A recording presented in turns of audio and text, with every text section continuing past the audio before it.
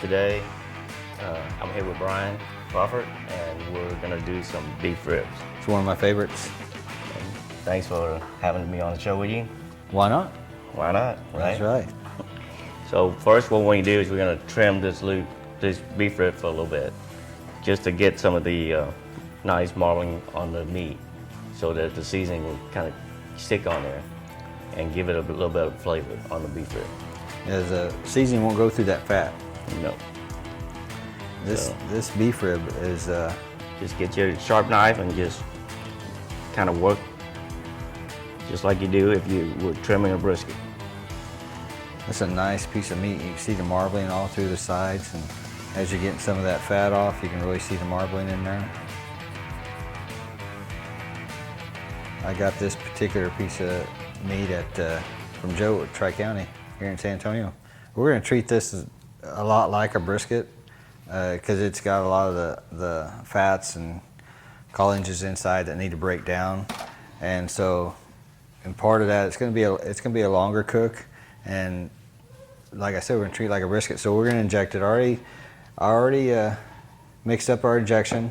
We use about 3/4 cup of water and just about a little under 1/4 cup of Aaron Leslie's Cowcutta, and then we used about 1.5 cups of my beef Spritz, and that's what we got our injection here. So we're going to, after he gets done trimming that fat off the top, we're going to go ahead and inject it.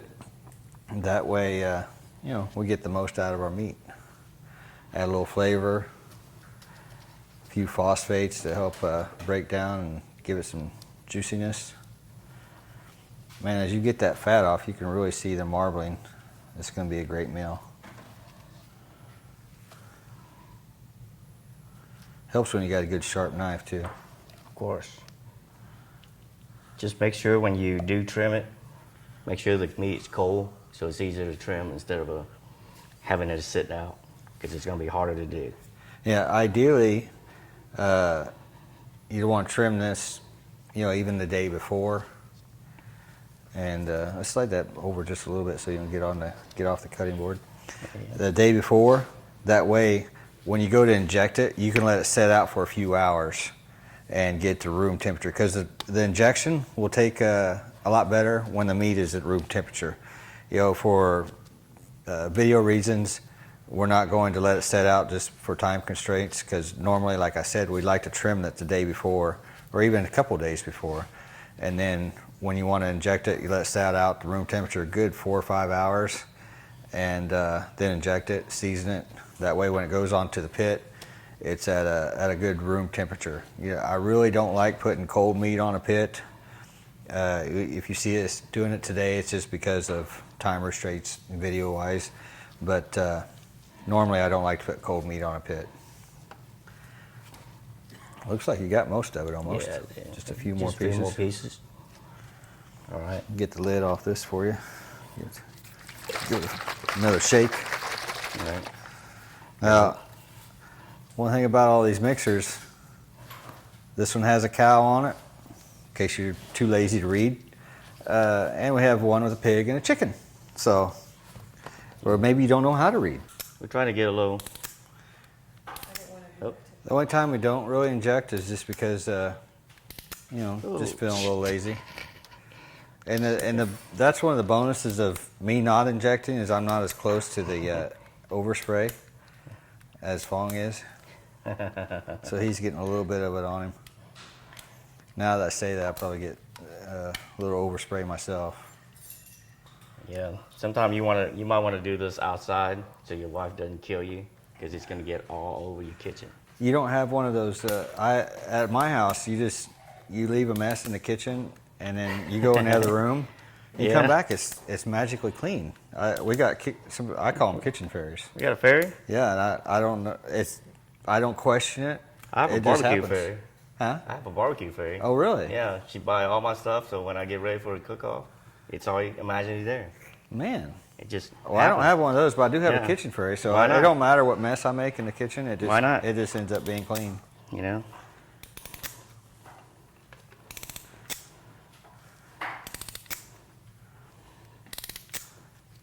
Yeah, that injector works real good, but it'll work out your hand.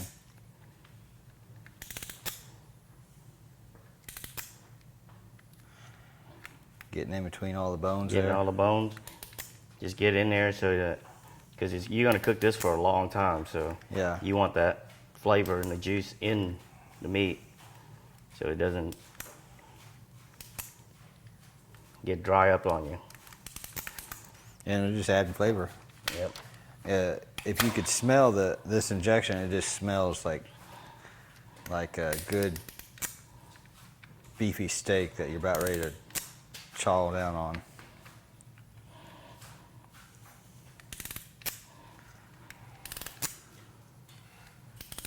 Get all of them. All right, I think we're pretty much done. We don't want to get too much in there. Yeah. We can always spritz as we go. So once you get the seasoning and everything into the ribs, what we do, this is a lot of people, what they do is they make a mistake is they just go ahead and olive oil it. If you olive oil it, it's just gonna take all the spices off on the, not cake on the meat. Yeah. I usually just put the rub on there, then olive oil it later. That way it soaks in all the flavor and holds it in there. Well, it's kind of wet already from the injection. Yeah, it's already so- wet, ready for injection. So you do not want to do that. Okay. Today, what we're going to do is we're going to use some of Crawford brisket rub. Is it Burnt beef. Burnt beef. Come rub. on, man.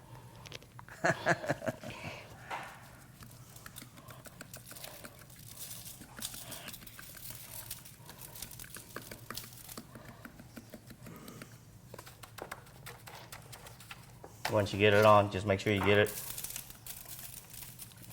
a good coat of it.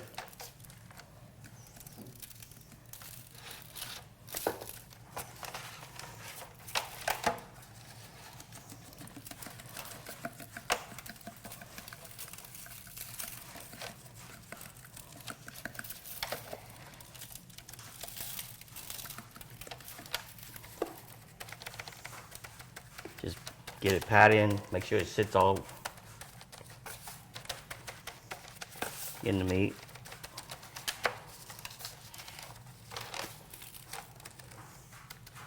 I use a little bit What do you got in there? allspice, just a little mixture of garlic, onion, a little rosemary, just add little flavor to it. Yeah.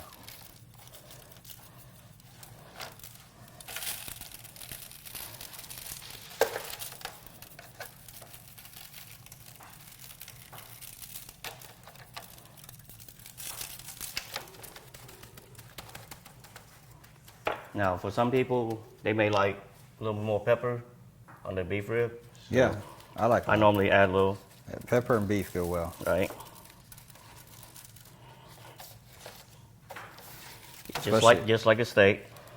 So you want a little black pepper. After all that, then add your olive oil. There you go. The olive oil mainly just give it a little flavor to the meat. It's not gonna.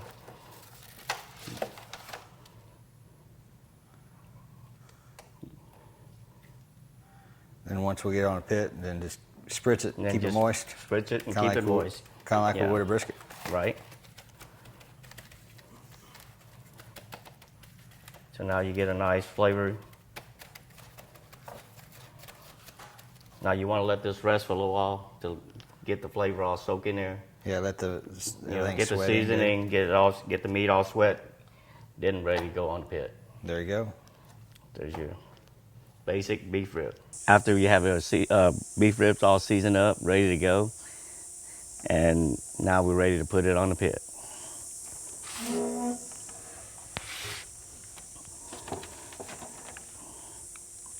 Look at that.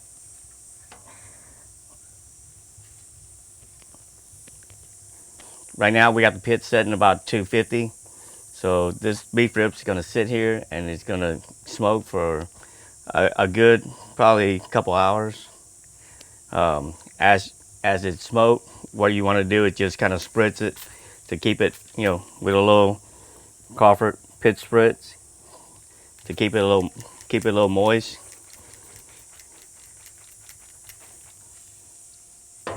And then we'll do that as we go.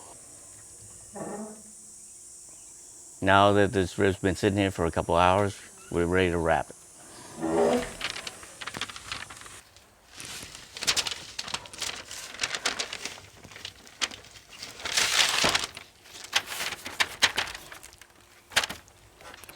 Pretty.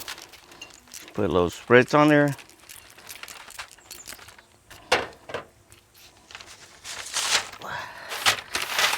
Upside down. Little butter. Butter make it better. Why not, right?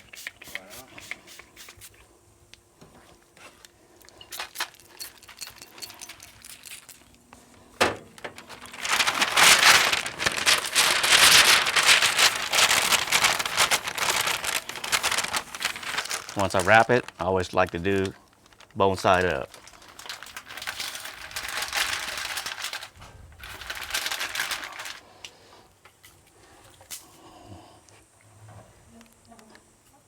Our beef ribs are now, they've been sitting in here for about almost 5 hours. So we're gonna yank them off and let it rest.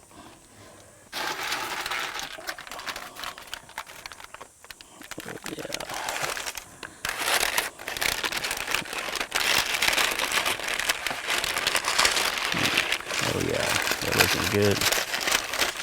Yes, sir. Yeah, Fong. Back after, what, about 5 hours on the pit? 5 hours. It looks good. You did an awesome good job. beef rib right here. Bones all pulled back. Look nice and tender. Not only am I going to be happy, but my dog's going to be happy with that bone here in a little while. Let's see what this thing looks like. Oh, it looks like it's cutting like butter. The smoke ring is... Look at that. Look.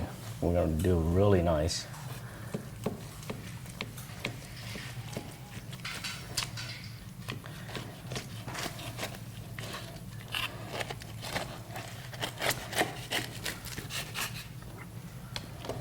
Doesn't get any better than that. That's a rib right there. You get some meat. That's what I'm talking about, folks. Man, right there. Look at that. You could feed 3 people with that one rib. Or you could be stingy and hog it all for yourself and feel miserable all day long because you ate so much. Yum. That's money right there. You guys need to go out and get you some burnt beef, some beef spritz, and get you a plate rib and see what kind of damage you can do. You won't regret it. Let's see what this thing tastes like. Oh, look at that. It's like butter. Cut me off a little piece there. A little hot.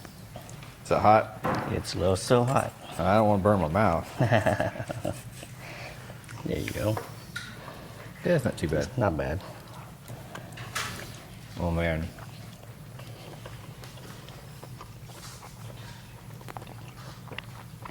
Beef goodness. Perfect texture. Beef goodness right there. Good stuff. And it's so pretty too. Nice. That's pretty. That's picture worthy right there. Pause your TV, your computer, your phone. Snap a picture. You won't regret it. What do you say about that? That's a winner. Why not? Why not? All right. So thanks a lot for watching. If you're watching this on YouTube, give us a thumbs up, follow us. Oh man. Dinosaur bone. Man, Caesar, my German Shepherd's gonna love that. Dinosaur bone. He's gonna like that. Follow us on Facebook, Instagram. Buy my products. Most importantly, buy them twice. And tell all your friends. Try this recipe out. You won't regret. Crawford's Barbecue on Facebook. BBQ Crawford on Instagram. CrawfordsBBQ.com on the World Wide Web. Get you some.